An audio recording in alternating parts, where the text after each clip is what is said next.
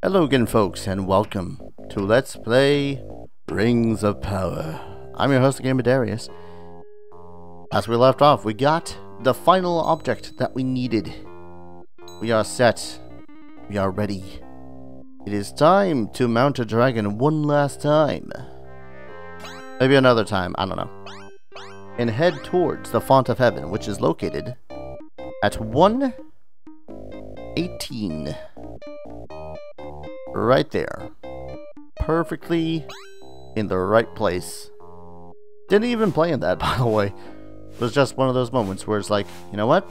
Right here. That's where I ought to go. To the Fount of Heaven.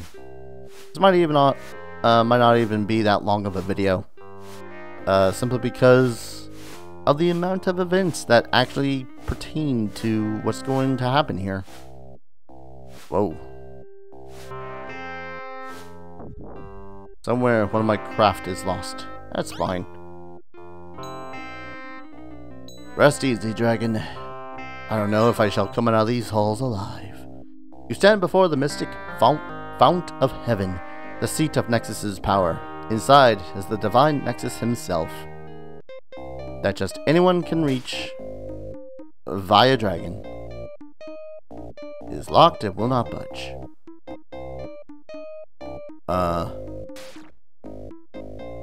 I forget something.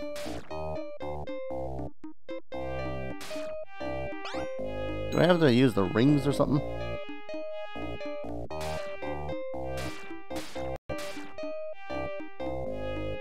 If you have all the rings and the Holy Seal, will be able to pass through the door. Holy Seal. Oh! You hold up the Holy Seal. A bright light is emanated from it, and the entrance to the Fount of Heaven opens.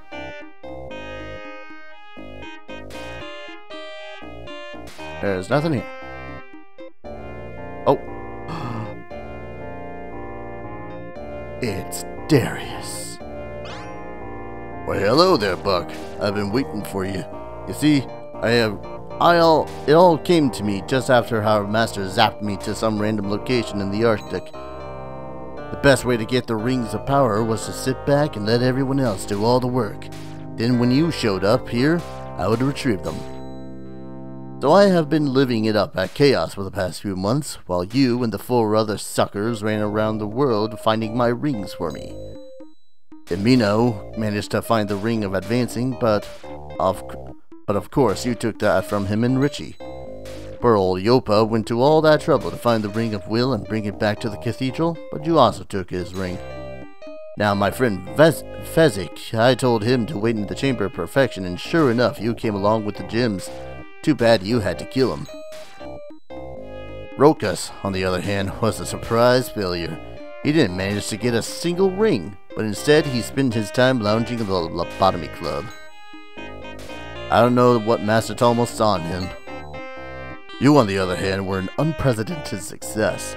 You managed to secure all 11 of the rings, and now you brought them here to me. Thank you. But Darius, you have made one fatal mistake, for I, in obtaining the rings, also learned of their powers and can now use them against you. Allied with Nexus, this is not a power that even you can overcome. No, Buck. It is you who have made the tactical blunder, for I have the secret up my sleeve, which I shall be happy to tell you. Void, and the spells he has crafted for your destruction. Give my regards to the rest of the gang when we meet them. When you meet them in the Deadlands. Oh. I was wrong about the nectar healing the problem. Oh well. Have a dragon.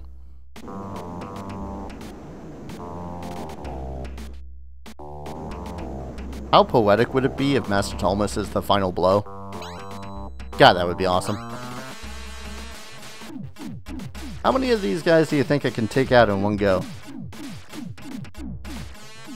Before they even get a chance to attack. Ah, dang it, the knight gets to attack. No, Buck, he's taking 10 points of damage. Missed advances. And miscasts ablaze. Oh my god. Vengeance for Master Thalmus! Who I knew for a grand total of like 5 minutes!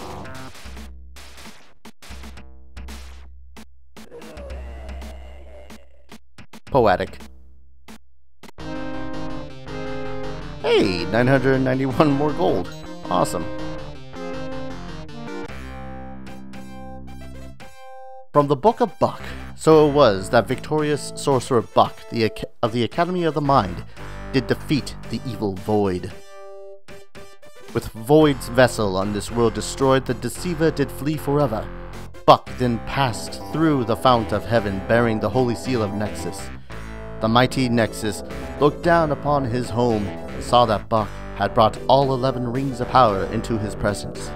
The prophecy fulfilled, Nexus did transport Buck and the rings to his realm.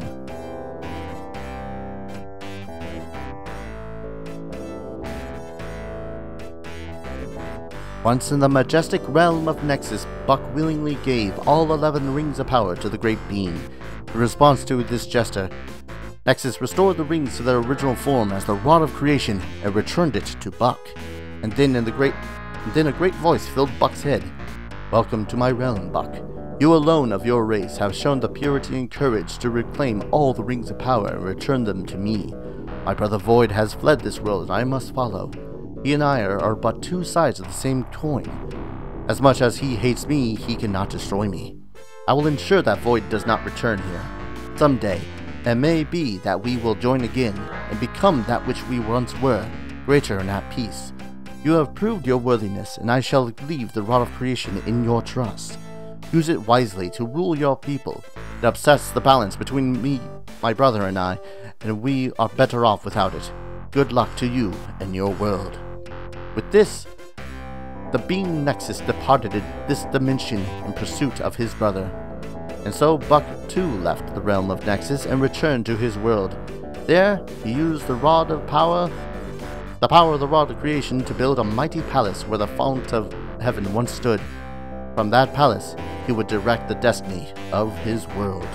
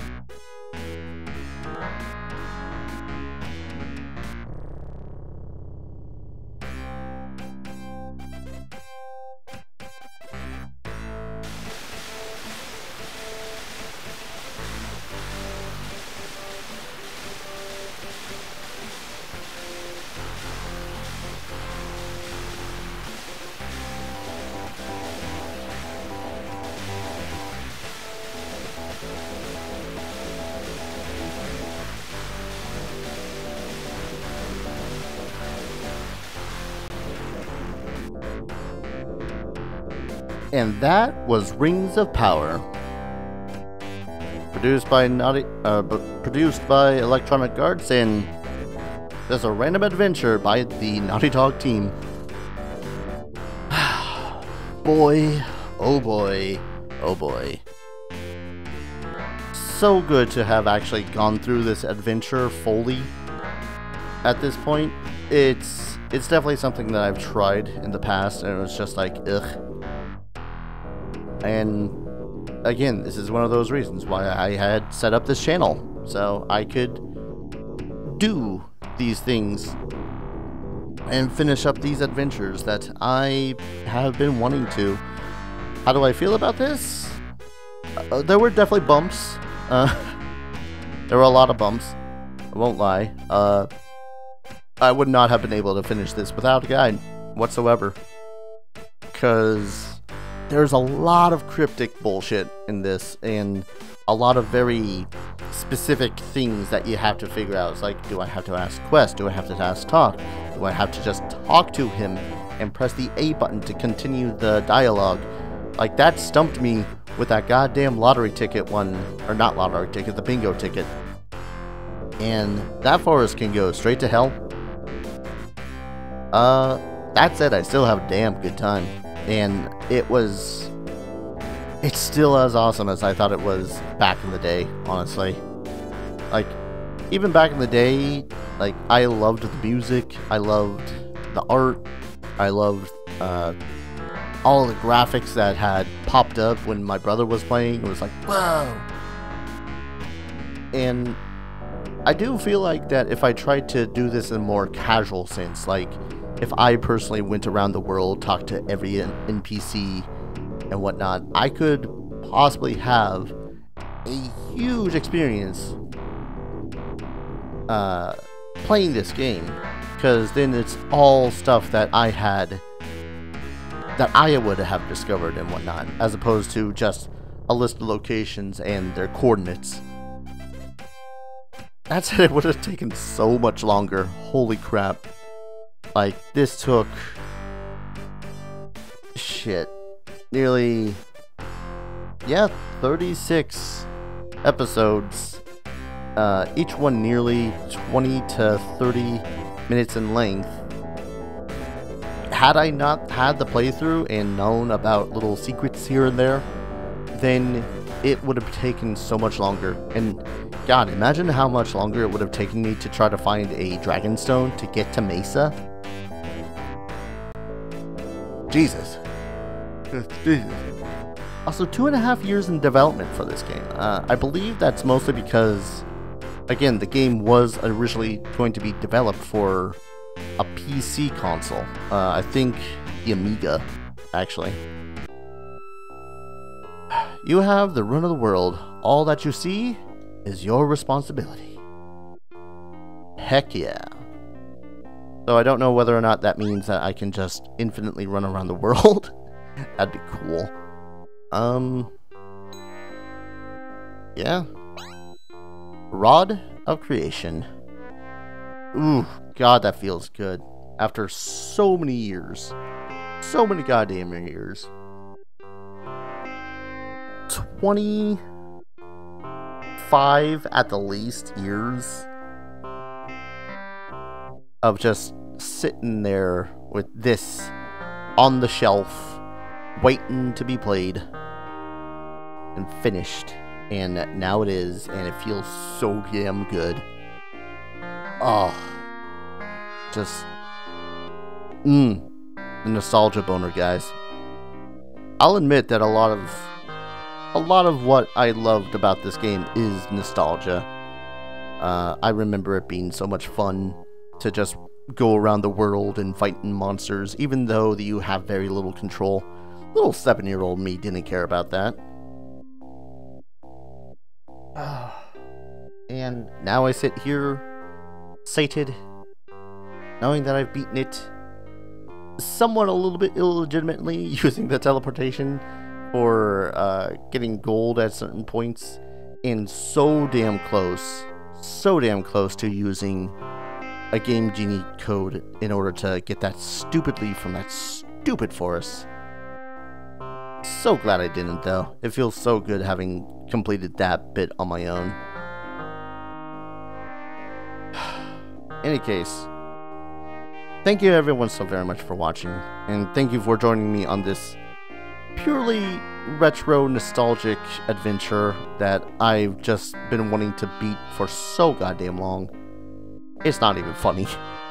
It's a little funny. If you guys like this series, like, comment, subscribe, share it around the internet, all that fun stuff. The usual, you know, help with the YouTube channel sort of a thing. If you want to support me in a financial fashion, bunch of links in the description below. I would suggest Humble Bundle, because Humble Bundle, then at the least you will get a game, and not just me failing and flailing at this. I would honestly suggest the Sega collection that's on Steam. It's got a bunch of games from the Sega Genesis era, and I would have played this on there through a mod, except for some reason it wasn't saving. Don't know why. Kinda wish I could have rectified that, but in any case, thank you everyone so very much for watching, and for joining me on this adventure. I hope to see you guys in the next Let's Play. Take care. Cheers.